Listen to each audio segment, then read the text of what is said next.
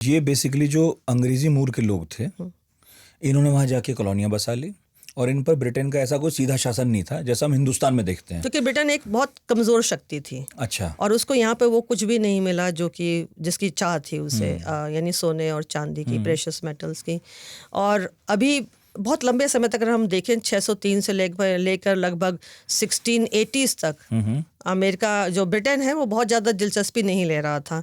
उसकी अपनी अंदरूनी प्रॉब्लम्स थी, ब्रिटेन की अंदरूनी प्रॉब्लम्स वो झेल रहा था।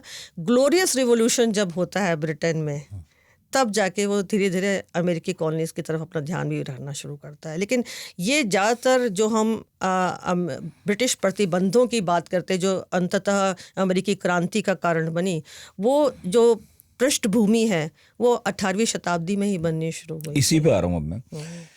तो मेरे ख्याल में तो सब कुछ अच्छा ही था अमेरिका में उस दौरान में। मतलब जिसे अपना जीवन बढ़िया से बिताना हो, मुक्त होकर राजा के काबू से बाहर जाके, तो अमेरिका जाए, अपना काम धंधा करे, नई जीवन अपना बिताए, चलाए जैसे उसे चलाना है। लेकिन फिर क्या हुआ क्या कि उन लोगों में इतना गुस्सा आ गया कि जिस देश से वो कभी आए थे उस देश की सेना के खिलाफ ही खड़े हो गए। हुआ क्या?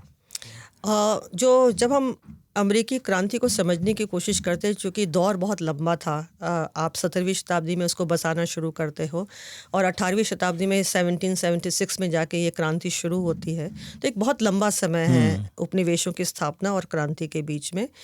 तो हम इसको दो हिस्सों में डिवाइड कर देते हैं। एक वो हिस्सा जिसको हम मर्केंटलिज्म बोलते हैं, जो कि 1600 ईस्वी से शुरू होता है और 1763 तक चलता है, जिसमें कि ब्रिटेन जो है उपनिवेशों की स्थापना कर रहा है, लेकिन उसे नेग्लेक्ट भी कर रहा है, क्योंकि उसके पास धन नहीं है, राजनीतिक शायद इच्छा शक्ति भी नहीं थी, और उसको यहाँ पे वो मिल भी नहीं रहा था जिसकी वो उसे तलाश थी। तो कोई मेहनत स्पेन करने का कमज़ोर फायदा भी नहीं नहीं था। हो रहा था, स्पेन कमज़ोर नहीं हो रहा था, फ्रांस भी उससे ताकतवर था। तो ब्रिटेन को लगा कि इस वक्त उसको अपनी आर्थिक शक्ति मजबूत करनी पड़ेगी, फिर उसकी सैन्य शक्ति मजबूत होगी, फिर वो उपनिवेशों को खासतौर से एशिया, अफ्रीका और साउथ अमेरिका में स्थापित कर पाएगा। इसके बीच में वो केवल एक काम करता है, वो नेविगेशन एक्ट्स लगाता है, नौ परिवहन एक्ट जिसे हम बोलते हैं, जो कि 1650 से वो लगाना शुरू करता है। लेकिन 5 एक्ट वो लागू करता है, लेकिन वो एक्ट किसी काम के नहीं होते, क्योंकि उसमें मुख्य ये था कि जितने भी कमर्शियल विकास हो रहा है कॉलोनीज का, वो ब्रिटिश नियंत्रण में हो। यहाँ से रॉ मटेरियल निकल जाए, यानी आपका फर निकल जाए, आपका टबैको निकल जाए, और वो यूरोप में जाके वो बेच सके। तो वो मर्केंटाइल कंट्रोल करना चाहता था। लेकिन प्रॉब्लम ये थी कि उसके पास इतनी सैन्य शक्ति नहीं थी या नेवल शक्ति नहीं थी कि वो एक्चुअली कंट्रोल कर पाए। आप नियम को लागू कर देते, लेकिन अमेरिकी मानते नहीं थे। दूसरी प्रॉब्लम उनको ये फेस करनी पड़ रही थी कि जिन लोगों ने ये बस्तियां बसाई वो ब्रिटिश थे। तो उनको अपनी सरकार के बारे में और ये जो ज्योग्राफिकल भौगोलिक दूरी है उसके बारे में बहुत अच्छा ज्ञान था, और ब्रिटेन को इतना अच्छा ज्ञान नहीं था। तो उन्होंने इन चीज़ों का बहुत फ़ायदा उठाया नियमों को उल्लंघन करने के लिए, जिसमें कि वो लोग ट्रायंगुलर ट्रेड भी करते थे और जहाज़ों को दूसरे, और जहाज़ ये बहुत अच्छे बना लेते थे क्योंकि लकड़ी बहुत अच्छी मिलती थी अमेरिका में, क्योंकि वन क्षेत्र बहुत है। तो एक तरह से अपने ही देश से कंपटीशन हो गया उनका शुरू, और उसी के नियम का उल्लंघन करने लगे। उसके बाद जो 1757 से 1763 के बीच में एंग्लो फ्रेंच वॉर्स होती हैं, फ्रांस की पराजय होती है, और फ्रांस का जो स्थान है यूरोप में वो अब इंग्लैंड ले लेता है। अब इंग्लैंड जो है एक ताकतवर शक्ति बन गया है, और उसका अब एक ही प्रतिद्वंदी रह गया है, स्पेन।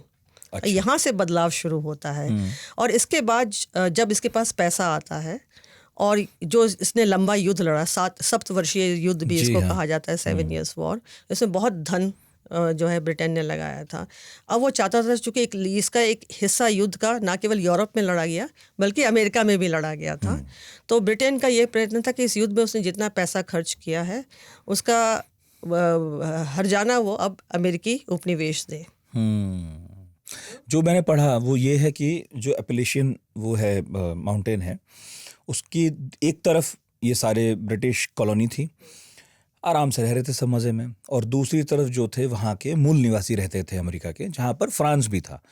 तो जब फ्रांस वहाँ से चला गया और अब इन मूल निवासियों को पहली बार अंग्रेज़ों के साथ रहना था, ब्रिटिशर्स को देखा, तो फिर कुछ बातें हुई कि भाई आप लोग थोड़ा बाहर की तरफ रहो, हमें भी कोई दिक्कत नहीं है, ये सब। तो ब्रिटिश सरकार ने बात मान भी ली उनकी, जिससे वहाँ रहने वाले जो ब्रिटिश कॉलोनी के लोग थे उनको नाराज़गी हो गई कि फिर ये तुमने युद्ध लड़ा ही क्यों था, जब हम उधर जा ही नहीं सकते, उनके संसाधनों का उपयोग कर ही नहीं सकते, मूल निवासियों से दूरी बनाए रखनी थी, तो ये तो वैसे भी पहले ही ऐसा था।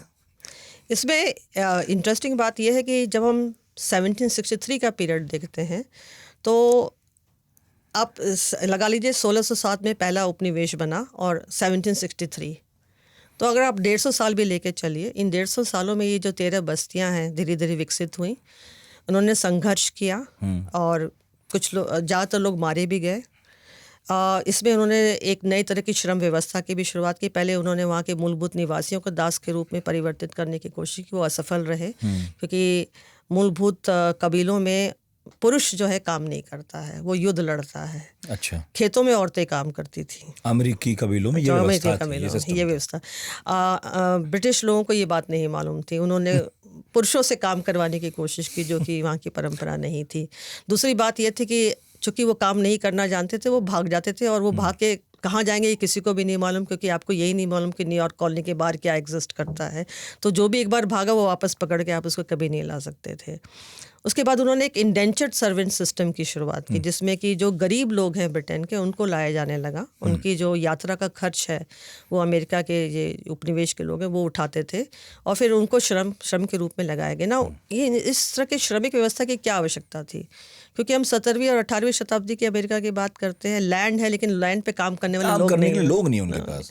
तो एक श्रमिक व्यवस्था। लेकिन बाद में उन्होंने जब ये भी व्यवस्था फेल हुई, क्योंकि जब तक आप इंडेंचर्ड सर्वेंट सिस्टम का विकास देखते हैं अमेरिकी उपनिवेशों में, तब तक ब्रिटेन में एक परिवर्तन आ जाता है, इंडस्ट्रियल रिवॉल्यूशन। उसके बाद ब्रिटिश लोगों को आने की जरूरत नहीं है अमेरिका, फिर उन्हें अपने ही काम मिल गया, उन्हें अपने काम तो अमेरिका जाके क्यों नौकरी करूंगा भाई मैं। तब अमेरिकियों के सामने ये समस्या है कि भाई अब क्या होगा, नौकर कहाँ चला है, मजदूर कहाँ चला है। तो फिर वहाँ के जो 1619 में जो रिकॉर्डेड है हिस्टोरिकली कि जेम्स टाउन में पहला जो वर्जीनिया में था, उसमें पहला शिप आया था जिसमें अफ्रीकी लोग लाए गए थे। शुरू में इनको इंडेंचर्ड सर्वेंट के रूप में लाया गया और बाद में ये हुआ कि इनको दासों के रूप में परिवर्तित किया, यहाँ से गुलामी कर दी। और जहाँ से आप गुलामी शुरू करते उसी समय कपास और इंडिगो यानी नील की भी खोज हो जाती कि यहाँ पे ये भी उगता है। और उसी के साथ जो है जो सारा का सारा अटेंशन जो इंडिया पर था, अब वो अमेरिका की तरफ आ जाता है। अचानक ये जो साउथ कैरोलिना, वर्जीनिया, ये जो उपनिवेश हैं वो अचानक समृद्धि की तरफ जाना शुरू कर देते हैं।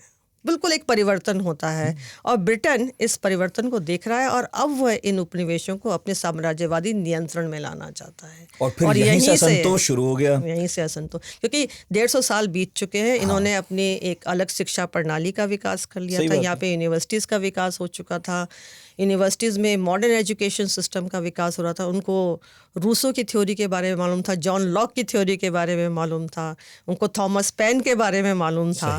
ये एक मॉडर्न समाज था। हाँ, मतलब वही अंग्रेजों के बच्चे, एक पूरी पीढ़ी बदल चुकी थी। वो भी अब अंग्रेजों के बच्चे नहीं थे, बच्चे रहे नहीं। अब दूसरे यूरोपीय देशों से लोग आ रहे थे और उनको ब्रिटेन से कुछ लेना देना नहीं था। यूक्रेन, फ्रांस, जर्मनी, स्वीडन, यहाँ से लोग अब आ रहे थे। मतलब वो कोई अपनापन महसूस लंदन से करते ही नहीं थे। और जो ब्रिटेन के मूलभूत लोग भी जो आए थे, अब उनकी तीसरी चौथी जनरेशन थी और उनको अब ब्रिटेन से कुछ लेना देना नहीं था। तो ये जो 1763 के बाद का अमेरिकी उपनिवेश है वो अमेरिकी निवासियों का उपनिवेश।